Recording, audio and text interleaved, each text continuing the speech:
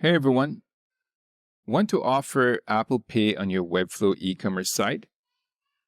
Let's walk through how to set it up with Stripe.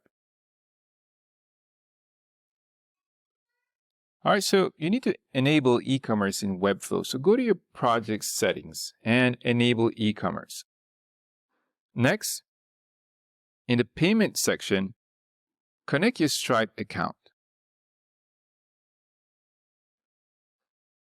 Once Stripe is connected, go to your Stripe dashboard and enable Apple Pay for your account.